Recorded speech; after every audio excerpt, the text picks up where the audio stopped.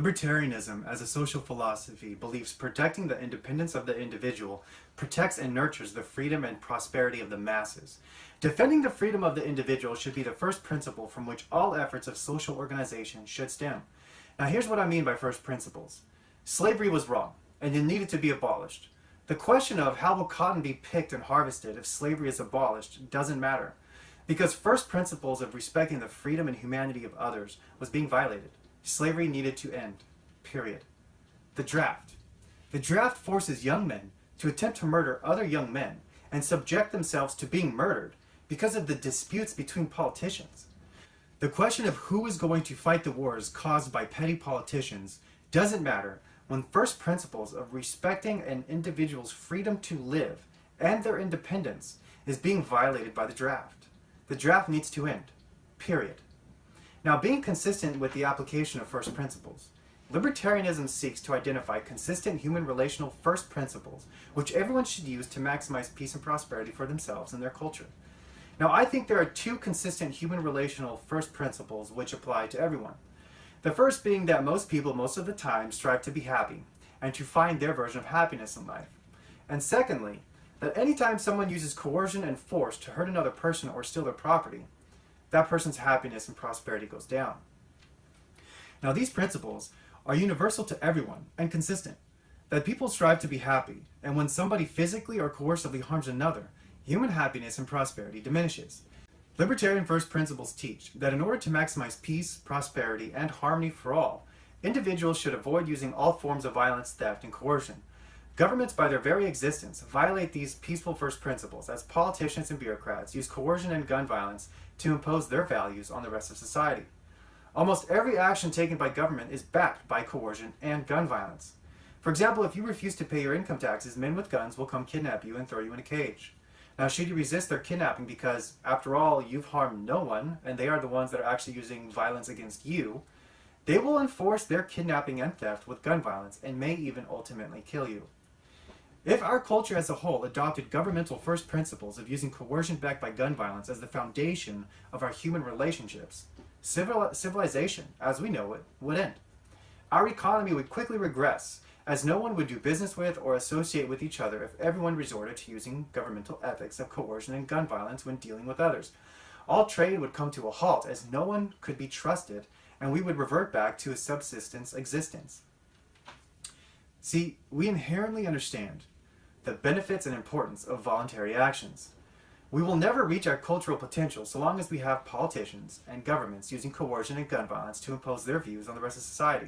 Libertarianism is about recognizing these first principles and using persuasion to evolve our culture to more voluntary interactions, not less. Our obedience to men and women in politically manufactured authoritative positions is holding our evolution back. It's 2018.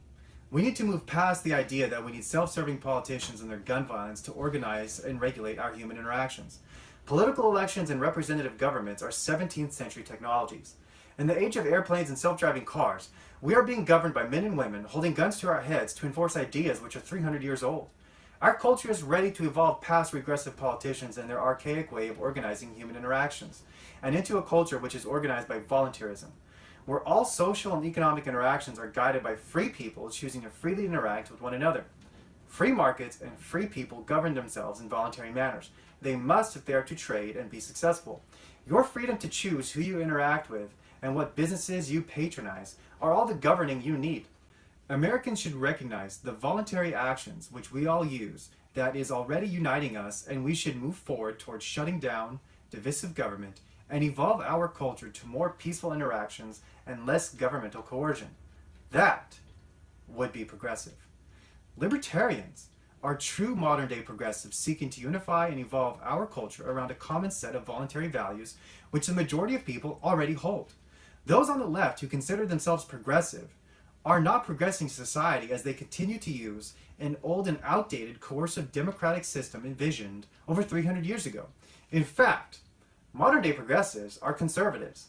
While people on the left who consider themselves progressives wish to change how the political system works, they still wish to conserve the existence of a system which has slaughtered hundreds of millions, which continually divides society, and which was designed over 300 years ago. That's not progressive, that's regressive conservatism. The truth is, modern-day progressives are not progressive at all. There's nothing progressive about looking to a third-party politician to coercively solve cultural differences.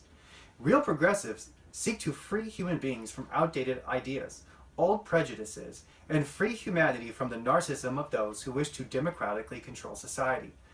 Real progressives fight to give every person the human respect to live free from the control of power-hungry politicians.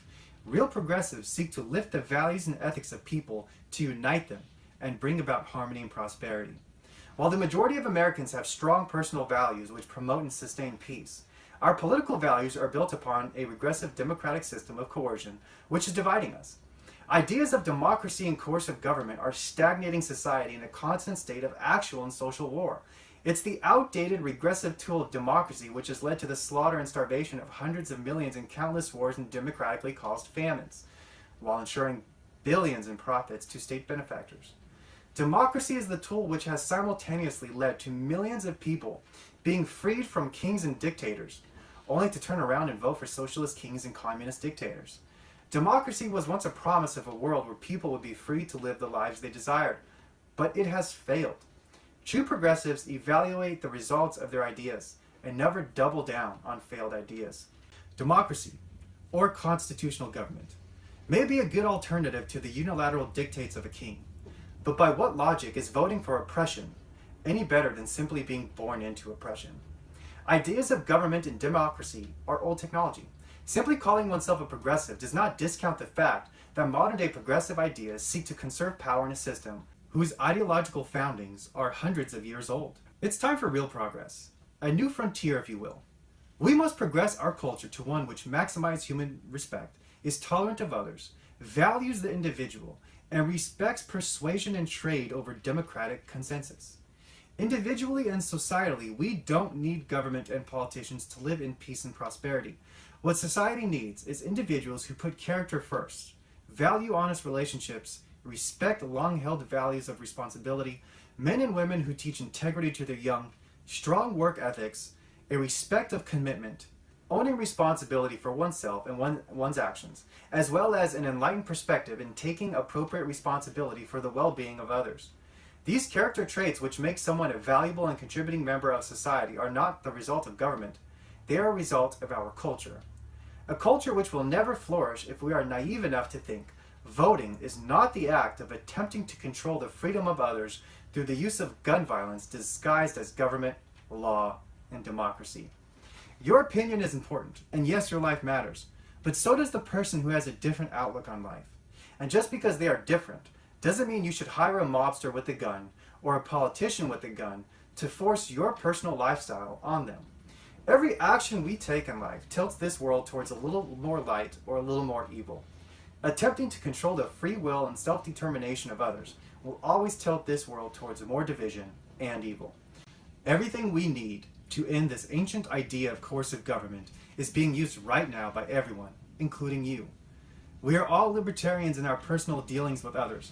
Almost no one uses coercion when dealing with others, not because governments tell us not to, but because we understand that in order for us to be a successful human being, we must rely on voluntary interactions, not coercive ones.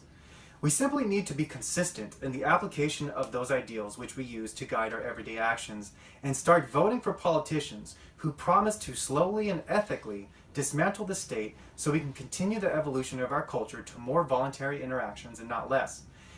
If you are truly a progressive that wants to promote peace, prosperity, freedom for all, and you want to unleash society's ability to maximize human happiness, then we should all extend our libertarian social values to our political decisions and start the process of liberating society from the divisive coercion of governmental gun violence.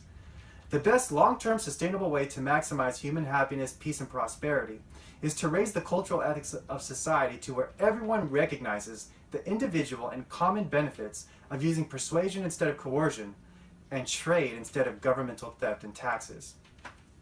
So, what is libertarianism? Libertarianism as a social philosophy seeks to promote a culture where individuals hold voluntary interactions as the primary ethic which guides their relationships with others. And libertarians as a people want to progress our culture to that ethical standard.